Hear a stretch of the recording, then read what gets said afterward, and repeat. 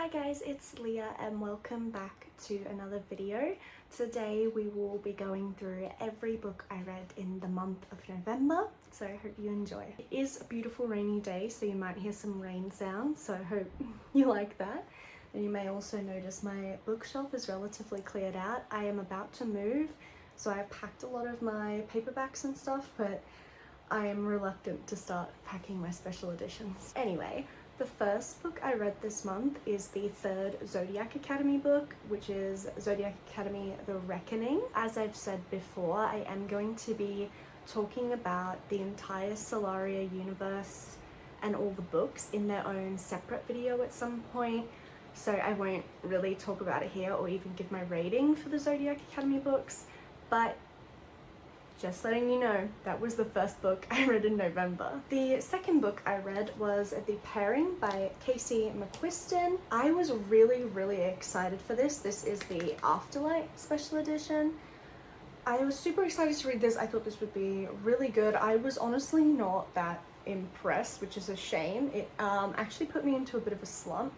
I give this like a 3 stars, maybe like a 3.5 if I'm being generous, because there were certain parts of it I really liked, but overall it just sort of flopped for me. On Instagram and in my vlog, I talk a little bit more about like what I actually didn't like, but to sum it up, the chapters were way too long.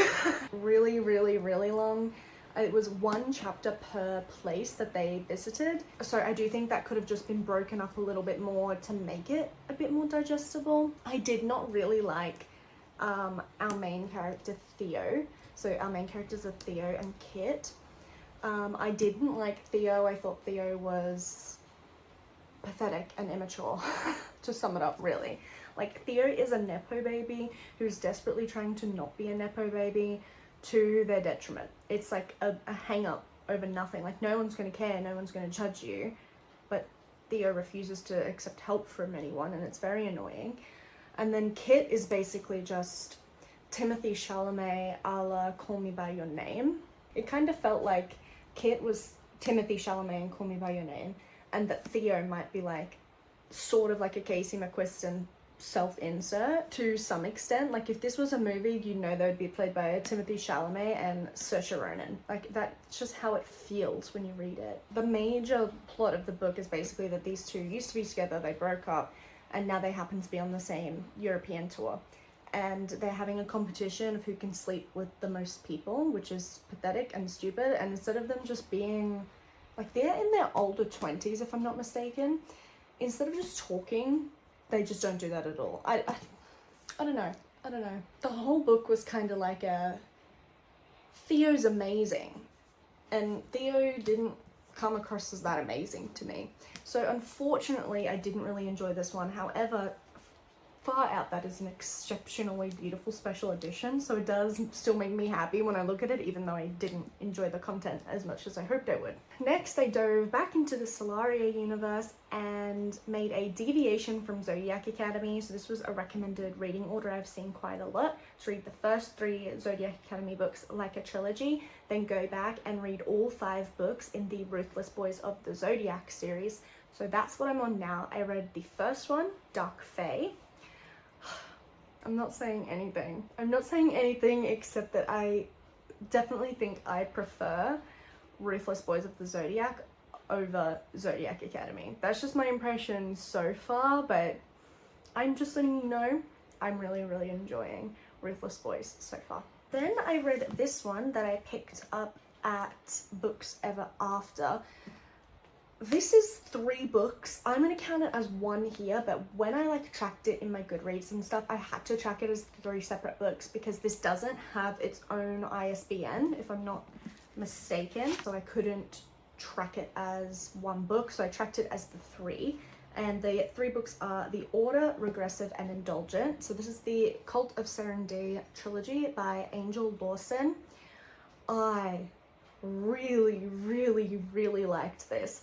So this is a dark romance, but the romance element is like plot relevant, but it's not all it's about. I did pick this up thinking, oh, this sounds really intriguing because I love cults. I'm very intrigued by cults. So I thought this sounded really cool. That's why I picked it up. But I did think it would kind of be a bit of a sausage fest. You guys know I love to say my concerns about things always being a sausage fest. So I thought this would kind of be like that and wouldn't really do the cult schema like a lot of justice. But surprisingly, all the romance and even all the smut in this was extremely plot relevant. The plot was the main driver, and I did think it was a really interesting and I think to some degree faithful representation of what it is like to grow up in a cult, deprogramming from a cult, realizing that things aren't what you thought they were, interacting with the outside world, and then eventually coming to terms with the need to separate from the cult, and then a little bit of how to move past the cult. So it was very, very good. This is 4 guys and 1 girl, but it didn't feel like too overwhelming. Each of the guys like serves a specific purpose in her story, and they feel like very different characters. They're not all the same, which I quite liked. So I actually really, really recommend the 3 books in here. They're not too long, each of them. I think it averages out to like 235 pages or 240 pages per book. So they're not long. You could definitely pick up the first one, which is The Order, and see if it'd be something you were interested in. Obviously, there are a lot of dark themes. Like, this is very dark subject matter. So if you have like triggers, I would look into what the trigger warnings for this book may be. Honestly, nothing much really bothers me other than gore, which was not a problem in this. So yeah, I definitely really recommend it.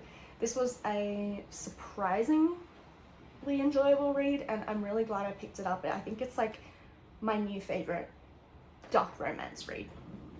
So 5 bloody stars to the Occultist Serenity series. I was then really drawn to try something that is different from me.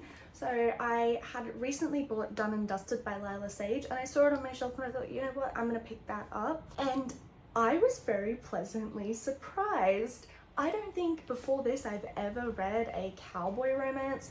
I don't even particularly read a lot of contemporary. Most of the contemporary romance I read are dark contemporary, not too much like lighthearted standard contemporary, let alone a cowboy romance. But I really, really liked this. I gave it a 4.5 stars. I think I read this in like maybe a day and a half. I would come back from my lunch at work and open the book back up and read it again because I liked it so much. So our main character, her name is Clementine, aka Emmy, and she is like a professional barrel racer, but she has an incident and she is not sure whether she wants to continue riding competitively, so she moves back home to, I think it's in Wyoming. Yeah, Meadowlark, Wyoming, she moves back to, which is where her family's from. It's a very small like country town, and her family owns Rebel Blue Ranch. So she goes back there to, I guess, sort of figure it out and decide what she's going to do. And there she encounters her older brother's best friend Luke Brooks, and for the first time in their lives they like sort of hit it off, and it goes from there. I obviously don't know much about the cowboy romance genre. This was my first dive into it, and I will be continuing this series, but I do think this is good if you're like not sure you're going to like the cowboy, because I think it balances like cowboy ranch sort of elements, as long as just more so feeling like a small town romance, like a small country town romance. So I really liked that. Super digestible, really, really good book. I actually highly recommend this if you are just curious about the genre, or if you've seen this book a lot and you're just not sure if it's for you. Just pick it up. It's super easy, super good. It does have like spice in it, but I think it's very tasteful. I wouldn't say this is like overly explicit and spicy or whatever, but yeah, it's just a nice, good contemporary cowboy romance with some spice if that's your particular flavor. The final book I have finished this month is another Solaria book. I read Savage Fae, which is the second Ruthless Boys of the Zodiac book. I am definitely excited to continue reading more, but that's what I'm gonna say. I have also started reading a book that is on my December TBR. Actually, Savage Fae was also on my December TBR, but surprisingly I got to it a lot sooner than I thought I would. but I have started The Songbird and the Heart of Stone by Carissa Broadbent. I think I'm about 25% of the way through so far. I thought I honestly might have even finished it before the end of November, but yesterday it turned out to not be a good reading day. However, we have very tasteful weather for video games and reading today, so we'll see how far I make it. I don't think I'll finish it today, but I just wanted to mention, I guess, that I've started it, and from what I've read so far, I really enjoy it. I love Carissa. I've pre-ordered The Songbird and the Heart of Stone by Perfectly Edged to match the Ashes and the Star-Cursed King and The Serpent and the Wings of Night that I already have from Perfectly Edged. So I'm very excited for whenever that arrives. That is my November. It's like 6 books or 8 books depending how you count them. I honestly thought for a little bit there at the beginning of the month that I was maybe only going to read 4 books this month. So I am happy it's become a little bit more than that. The Cult of Serenity and Done and Dusted really did get me out of a slump, so I do appreciate that.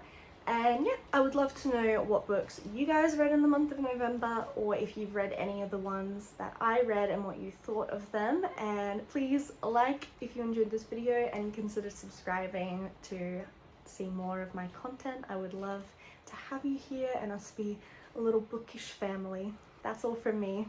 Bye guys.